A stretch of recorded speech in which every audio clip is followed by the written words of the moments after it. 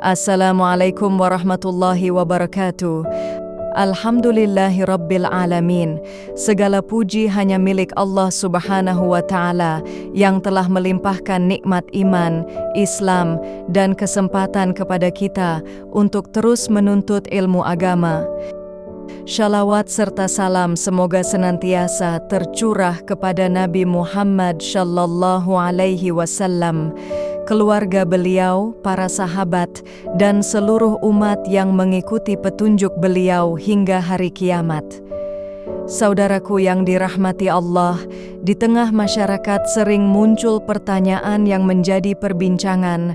Bolehkah seorang dai, ustaz, atau penceramah menerima bayaran ketika mengisi ceramah atau dakwah?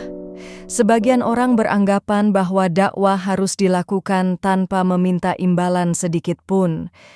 Namun di sisi lain, ada yang berpendapat bahwa menerima honor atau pemberian dari kegiatan dakwah diperbolehkan dalam syariat. Lalu bagaimana sebenarnya pandangan para ulama mengenai masalah ini? Apakah setiap bayaran dalam dakwah terlarang, ataukah ada rincian dan penjelasan yang perlu dipahami agar kita tidak tergesa-gesa dalam menilai? Pada video kali ini, kita akan menyimak penjelasan beberapa guru yang telah dikenal luas oleh kaum muslimin, di antaranya Ustadz Abdul Somad, Ustadz Yahya Zainul Ma'arif, dan Ustadz Adi Hidayat mengenai hukum menerima bayaran dalam kegiatan dakwah. Semoga dengan mendengarkan penjelasan mereka, kita dapat memahami persoalan ini secara lebih utuh, adil, dan berdasarkan ilmu. Mari kita simak bersama pembahasannya hingga selesai. Semoga Allah subhanahu wa ta'ala membimbing kita kepada pemahaman yang benar dan menjauhkan kita dari sikap berlebihan maupun meremehkan dalam urusan agama. Syafi'i, bagaimana hukumnya menerima bayaran dari berdakwah berceramah? Nyindir nih. Ustaz Somad ceramah ngambil amplop, saya nggak pernah ngambil amplop karena langsung ditransfer ke rekening. Ikutlah Nabi Muhammad yang tidak pernah mengambil upah. Dengar baik-baik ya. Tahun kedua terjadi perang, namanya perang Badar. Jarak dari Madinah ke Badar 150 km. Nabi naik kuda, menunjukkan Nabi itu orangnya sehat. Umurnya 55 tahun, tapi masih kuat naik kuda 150 km. Maka anak-anak muda berkuda. Nah, pelajaran pertama. 2, sampai di Badar, perang, menang.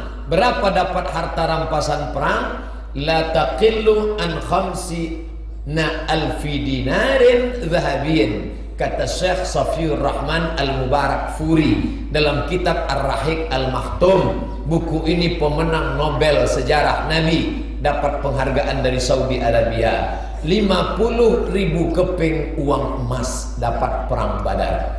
Sekarang kita rupiahkan. Siap? Satu kepingnya 4,25 gram emas murni 24 karat, lebih kurang sekarang 2 juta. 2 juta kali 50.000 keping. Buka Samsung. 2 juta kali 50.000 keping sama dengan 100 miliar. Jatah Nabi Muhammad berapa? Kita baca Quran. Wa'lamu annama ghanimtum min syai'in, ketahuilah berapa dapat jatah Nabi Muhammad dari harta rampasan perang. Fa inna lillahi khumusahu walir rasul. Rasul dapat khumus khamsah 5, khumus 1/5. Soal, jika perang Badar memperoleh 50.000 keping kali 2 juta, berapakah dapat jatah Nabi 1/5? Berapakah Nabi peroleh pada perang Badar? Makanya kalaulah alumni Al-Quraniyah menjadi pembuat soal penerimaan PNS, Badan Kepegawaian Negara, insya Allah soalnya berkualitas seperti ini. Allahu Akbar. saya waktu ikut tes PNS soalnya, mau saya bocorkan soalnya. Tono, Tony, dan Timi menjaga warnet. Tony menjaga warnet di waktu pagi karena kuliah di waktu sore. Tini dan Tony tidak bisa bekerja sama karena pernah pacaran. Jam-jam berapa saja Tony, Tini, dan Tony bisa bekerja sama? Nggak berkualitas. Coba buat soalnya seperti ini. Nabi perang Badar tahun kedua memperoleh 50.000 keping emas. Satu kepingnya 4,25 gram. Diprediksi harganya 2 juta. Jatah Nabi 1/5. Berapakah Nabi dapat perang Badar? 20 M. Ibu menjawab 20 miliar. Sekarang saya tanya, Nabi dapat honor apa enggak? Memang kalau enggak sarapan susah nangkap kan? Makanya Imam Masjidil Haram, khutbah khatib Syekh Abdurrahman Sudais, Syekh Su'ud Asyuren itu digaji oleh negara. Kalau mau tidak ada honor silakan, tapi digaji oleh negara. Dari mana? Baitul Mal. Bangunkan Baitul Mal, isinya apa? Zakat, wakaf, infak, sedekah, wasiat, hibah, ghanimah. 7 ini untuk menggaji para dosen, para guru, para penceramah, para ulama. Maka hiduplah Islam bangkit. Insya Allah akan lahir pemimpin-pemimpin dari Al-Quraniyah. Allahu Akbar. Ustaz ini terlalu banyak mimpi. Orang yang tak pernah bermimpi, dia tidak akan pernah melihat mimpi menjadi kenyataan. Maka saya bermimpi tentang santri-santri Al-Quraniyah di masa akan datang. Kemudian pertanyaan selanjutnya datangnya dari Rival dari Kalimantan. Assalamualaikum warahmatullahi wabarakatuh, Buya. Assalamualaikum warahmatullahi wabarakatuh. Mohon nasihatnya ataupun pencerahannya. Jadi begini, Buya. Memberikan pengajian di radio atau di televisi merupakan salah satu aktivitas dakwah yang mulia karena dapat menyebarkan syiar Islam kepada jutaan pemirsa. Akan tetapi tidak sedikit oknum pendakwah yang punya logika materi sehingga memasang tarif atas pengajiannya. Bahkan ada yang tarifnya dihitung sesuai durasi waktu yang dilalui, per menit, per jam, dan seterusnya. Pertanyaannya, bolehkah menerima imbalan atau bayaran dalam berdakwah? Kemudian bolehkah memasang tarif untuk dakwah di media massa? Kalau boleh, kenapa? Kalau tidak boleh, kenapa? Dan adakah dalil rujukannya? Ada 2 model manusia, ustadz sama yang ngundang. Nah ini saya ngomong sama ustadz dulu yang ngundang. Karena 2, ada ustadz, ada yang ngundang ustadz. Sebagai ustadz, alangkah indahnya kalau kita itu di dalam berjuang itu mempermudah segala urusannya. Bahkan kalau perlu istilah jihad itu kan yujahiduna bi amwalihim wa anfusihim. Kalau perlu seorang ustadz itu berkiprah berjuang dengan hartanya juga. Kalau bisa. Himbauan ini ustadz, berjuang kalau bisa dengan hartanya agar tidak merepotkan orang lain. Saya teringat guru mulia Habib Hasan bin Ahmad Baharun kalau pergi kemana-mana bawa mikrofon mic zaman dulu agar kalau masuk kampung tidak usah ngerepotin orang. Sebaiknya seperti itu agar mempermudah dakwah, agar mudah tersebar ke sana kemari. Ini adalah untuk para ustadz. Kemudian kalau memang seorang ustadz itu diberi hadiah, hadiah adalah halal. Kalau ada seorang ustadz nggak menerima hadiah, itu suka urusan dia nggak menerima hadiah, nggak mau dikasih duit, karena mungkin untuk menjaga hatinya sendiri agar tidak membiasakan ilmunya seperti itu. Tapi kalau ada seorang ustadz terima duit, ya nih baru nasihat kepada anda sebagai yang ngundang. Kalau anda mengundang, kalau ustadz biasanya pakai target dan sebagainya, anda bisa kok husnudon. Mungkin seorang ustadz yang pakai uang itu adalah mungkin dia di rumahnya ada anak yatim piatu yang banyak, mungkin dia punya santri yang banyak, sehingga dia sudah jatah dalam sebulan saya harus keluar 6 kali, dalam 6 kali itu paling tidak sudah mengcover makannya anak santri di rumah saya. Mungkin husnudon. Tapi kalau anda tidak bisa husnudon, ya pilih ustadz yang pakai bayar, kok repot. Jangan sampai sudah ngundang ustadz bayar anda ngedumel. Anda yang salah, kenapa anda milih dia? Kalau anda memang mau ngundang ustadz yang pakai bayar, pakai tarif, harus tata hati. Jangan sampai, wah ustadz tarif, ustadz apaan di sana. Anda gunjing terus ke ustadz, mana dapat berkahnya ilmu. Sementara ustadz itu menerima tarif bisa saja karena kebutuhan di dalam dirinya. Untuk transportasi, untuk ganti waktu yang ia. Jadi masalah pakai tarif itu bukan sesuatu, apakah dilarang? Apakah dilarang misalnya, wah ustadz ini kalau ngundang saya, misalnya ada satu ustadz ngundang saya 10 juta. Ustadz sudah mempertimbangkan, mungkin di situ ada timnya, ada ininya yang menyiapkan segala sesuatunya. Mungkin ustadz juga akan menyiapkan macam kendaraan segala macam, kita tidak tahu itu. Jadi dua sisi yang harus pahami. Sebagai seorang ustadz hendaknya mempermudah. Dan jangan sekali-kali, nasihatnya Kiai Hasyim Asy'ari, jangan menggunakan dakwah, jadikan dakwah itu sebagai profesi cari duit, sengsara. Di sisi lain anda sebagai seorang jamaah yang ingin mengundang ustadz, ya nasihatnya beda. Nasihat tadi untuk ustadz, bukan untuk anda. Anda, wah bagus nih Buya, ini cocok nih ustadz, nggak boleh duit. Nah, akhirnya apa? Setiap ustadz anda undang, dia di rumah nggak punya bensin, anda nggak tahu diri. Nasihat Buya tadi itu nasihat buat ustadz, bukan anda yang mengundang. Bagi anda yang mengundang, kalau anda punya rezeki, sayangi ustadz. Kalaupun anda tidak memberikan uang langsung ke tangannya ustadz, anda lihat di rumah ustadznya ada apa itu. Mungkin ada santri datang ke sana sempurnakan pesan pondoknya, mungkin ustadz itu tidak mau duit, tapi santrinya perlu untuk makan dan seterusnya. Menata itu tuh penting.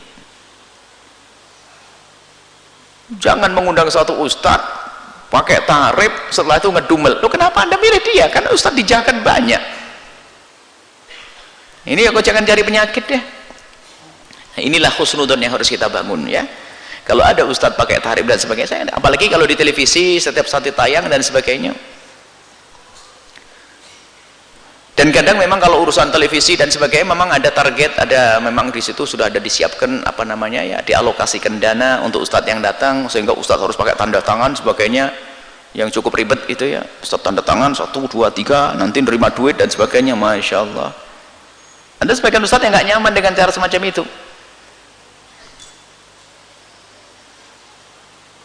Kalau ustadz nerima, jadi jangan seudon deh kepada ustadz nerima duit, nerima amplop, ya sah, haknya dia. Jangan gara-gara anda tidak nerima amplop langsung jelekin, oh, ustadz kok nerima amplop, mau apaan, ya, udah nerima amplop, tidak ada masalah mau. Tapi kalau anda sebagai ustadz yang memang menghindar dari itu semua untuk mempermudah urusan umat, ya hak anda, dan anda termasuk berjuang saat itu. Agar kalau seorang jamaah datang ke rumah anda, nggak usah mikir nyiapin beras sama pisang sama ketela. Ketelanya belum panen, nggak berani datang ke rumah kiainya. Kenapa? Kalau ke rumah kiai harus membawa ketela sama pisang, ketelanya belum panen.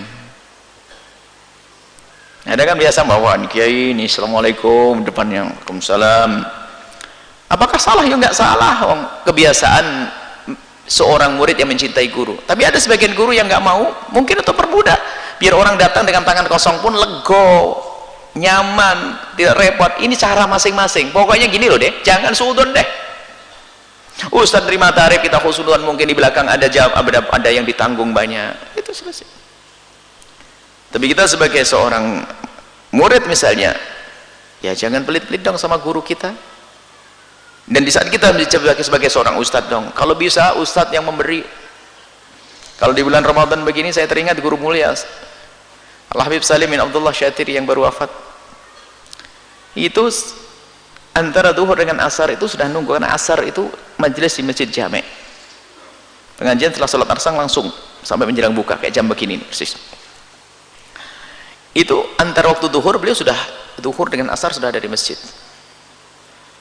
Itu sambil duduk di baca Quran begitu, nanti setelah lagi ada orang datang di sini, kasih duit, itu 100 real, 200 real. Wah, kita santri enak dapat nih.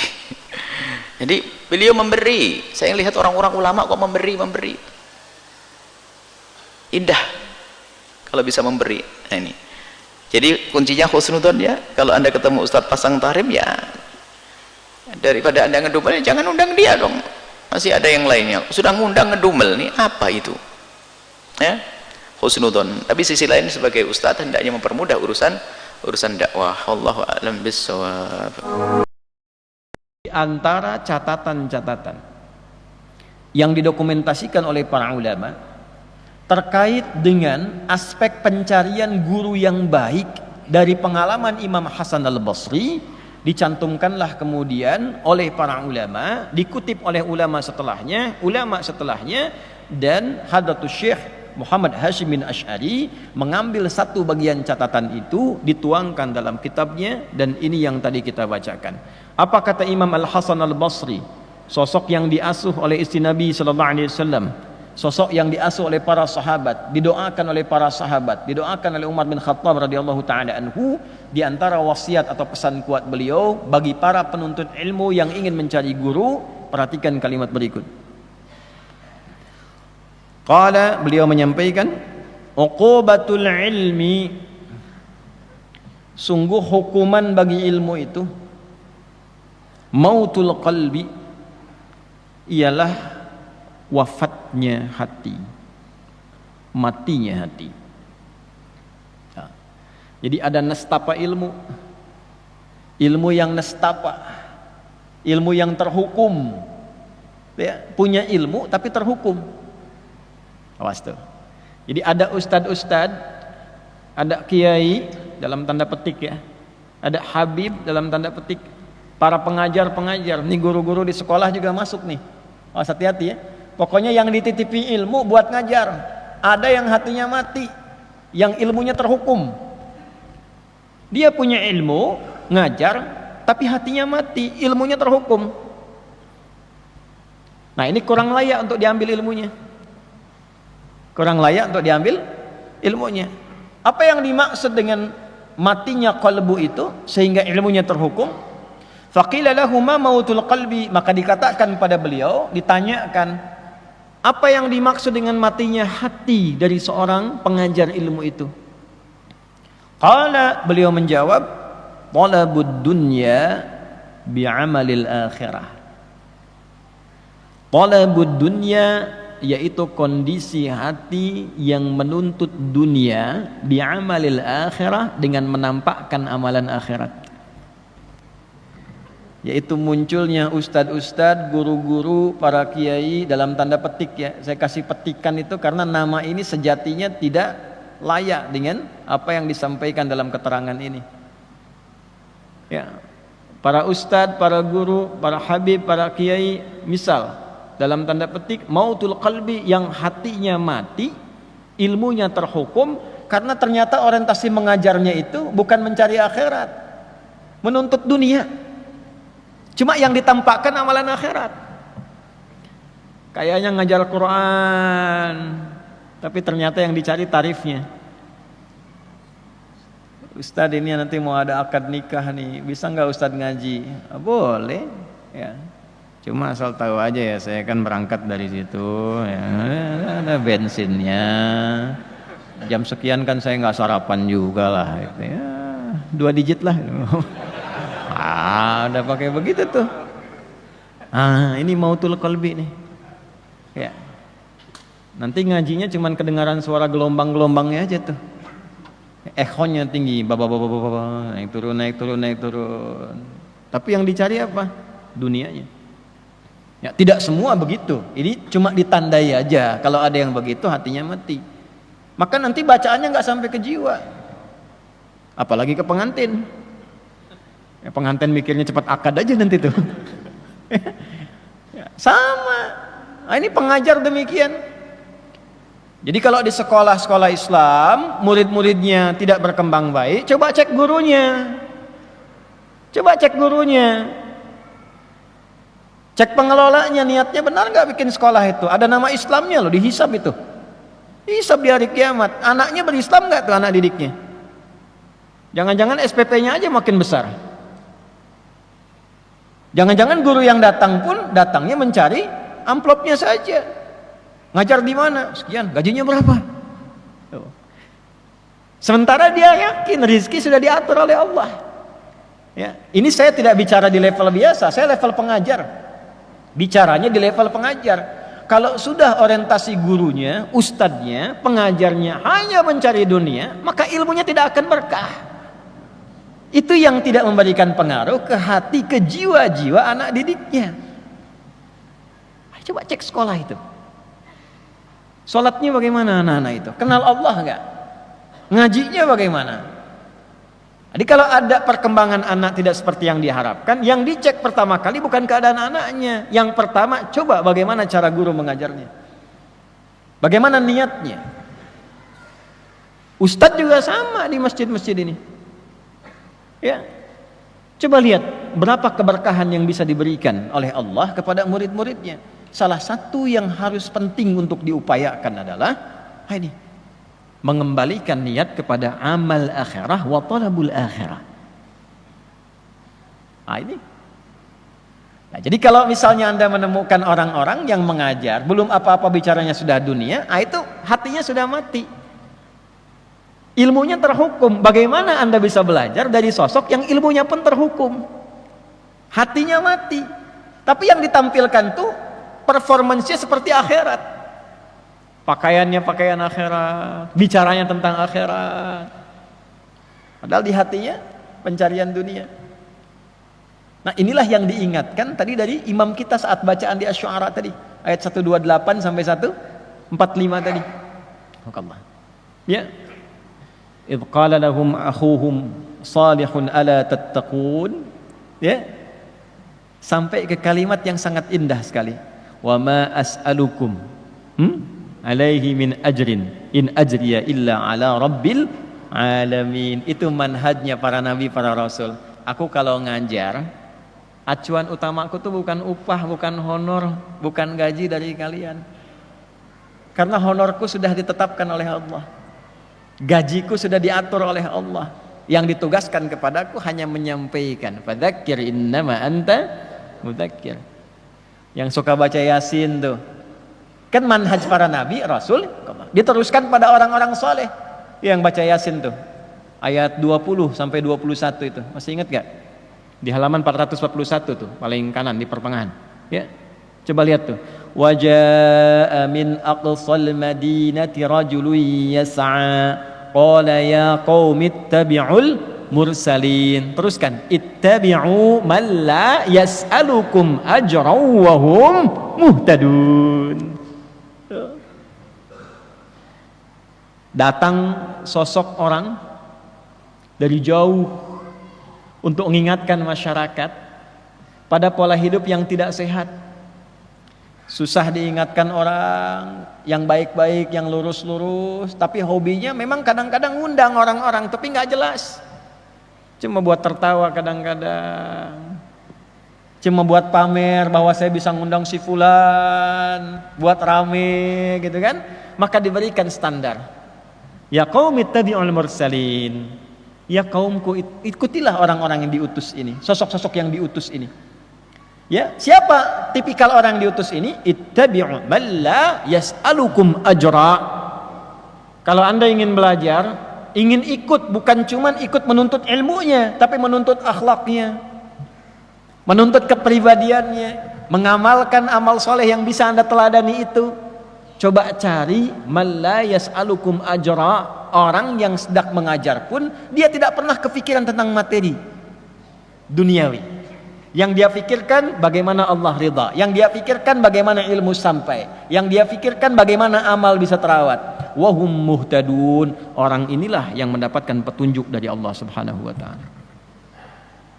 Jadi yang pertama, kondisi hati seseorang yang mati itu ketika pengajarannya diikat oleh unsur duniawi. Ya. Bahasa tegasnya kalau dalam Quran tuh ginilah. Wala tamnun tastakthir. Jangan engkau berusaha memberi orang lain dengan pengajaranmu, dengan ilmu yang Allah titipkan padamu, dengan berharap kompensasi dunia yang dinilai olehmu lebih banyak. Tastakfir tuh minta lebih. Baru ngajar sekali udah minta naik gaji. Udah kan? Gajinya berapa? Datang, baru masuk, Pak saya ngajar kan anak-anak gampang pahamnya tuh. Kalau besok nggak naik gaji saya nggak mau saya ngajar lagi. Wala tamnun tastakthir. Itu hal yang pertama. Jadi kalau Anda ngundang orang yang dalam tanda petik disebut ustadz itu sudah minta tarif di awal, udah coret. Coret. Karena yang bersangkutan sifatnya dicoret oleh para ulama. Coret. Mautul qalbi, uqubatul ilmi. Ini ilmunya terhukum. Nanti kalaupun datang, ilmunya diikat dengan tarifnya. Segitu aja. Anda bisa ketawa saat itu, tenang saat itu. Habis itu muncul lagi masalah, nggak selesai jadi solusi. Gitu aja. Nggak ada manfaat. Ada yang nyampaikan bukan saya. Ya, dari isi kitab. Makanya ulama-ulama ini kembalilah ke jalannya yang betul itu. Jadi ahli kitab. Jangan jadi ahli proposal. Ya, jadi ahli kitab. Makanya di Timur Tengah biasanya ulama-ulama itu dirawat oleh negara. Kalau kita itu Kementerian Agamanya mendata para ulama-ulama sampai ke masjid-masjid muadzinnya digaji. Ya, kan ada zakat umat Islam. Di Indonesia ada dana abadi umat dan sebagainya. Ya, kerjasama dengan Basnas. Masukkan ke satu bagian itu untuk ulama-ulama mengajar, ustadz-ustadz supaya kesejahteraannya meningkat. Jadi begitu mengajar karena sudah sejahtera, sudah bagus, nggak mikirin lagi duniawi. Di Timur Tengah begitu. Saya waktu diangkat jadi amin khutbah di Tripoli, diberikan gaji, berikan honor, dan nggak pernah terpikir tuh ulama-ulama itu nggak pernah terpikir. Makanya ustadz-ustadz, dai-dai yang datang dari luar, ada bi'sa yang dari Mesir, Al-Azhar datang mengajar ke sini, beberapa dari syekh-syekh itu suka bingung di Indonesia, ya karena habis ngajar diamplopin, malah bingung. Nah kadang-kadang kebingungan itu jadi musibah, karena setan ikut di amplopnya itu. Begitu ngajar tempat lain nggak ada amplop, setan masuk. Sini nggak ada amplopnya. Nah, ini yang bahaya. Jelas? Paham? Nah, yang kedua sebagai bagian dari akhir penutup adalah thalabul jah, mencari popularitas. Nah, ini diingatkan di dalam surah yang sangat disukai dan jadi favorit Nabi sallallahu alaihi wasallam. Fadzakir innama anta mudzakir lasta alaihim bimusaitir. Di surah Al-Ghasyiyah pasangan Al-A'la biasa dibacakan dalam subuhnya Nabi sallallahu alaihi wasallam selain surat-surat yang beliau biasa baca di lainnya. Ya, salah satunya ini Al-Ghasyiyah. Nabi selalu mengingatkan dirinya dengan surat ini. Muhammad, ingatkan orang, tugasmu hanya untuk mengingatkan, bukan menguasai orang lain. Bukan memonopoli sesuatu. Ustadz juga sama, Nabi aja diingatkan apalagi ustadz. Adi, tugasmu hanya menyampaikan, bukan monopoli jamaah, memaksa jamaah. Jangan ngaji sama orang ya. Itu sama siapa Ustaz? Sama jin. Oh enggak, ngajinya di sini aja. Enggak boleh. Silahkan lepaskan. Ya. Maka bagaimana cirinya supaya ilmu berkah? Supaya muridnya juga berkah, dari guru tadi yang disampaikan kita ikuti, kita cari dengan baik, lalu sambil mencari itu kita pun perbaiki diri. Jangan sampai gurunya sudah baik, muridnya yang tidak baik. Sebagai kesimpulan, para ulama membedakan antara menerima honor dakwah dan memasang tarif dakwah. Menerima pemberian atau honor dari pihak yang mengundang pada dasarnya diperbolehkan menurut banyak ulama, selama tidak menjadi tujuan utama dalam berdakwah. Namun, menjadikan dakwah sebagai ajang mencari keuntungan dengan menentukan tarif yang memberatkan atau menjadikan bayaran sebagai syarat utama sebelum berdakwah adalah perkara yang perlu dihindari. Seorang dai hendaknya menjaga keikhlasan, karena dakwah adalah tugas mulia untuk menyampaikan risalah Allah kepada manusia. Semoga Allah menjaga hati para dai dan penuntut ilmu agar senantiasa ikhlas dalam menyampaikan kebenaran serta memberikan keberkahan kepada setiap langkah dakwah yang dilakukan karena mengharap ridha-Nya semata.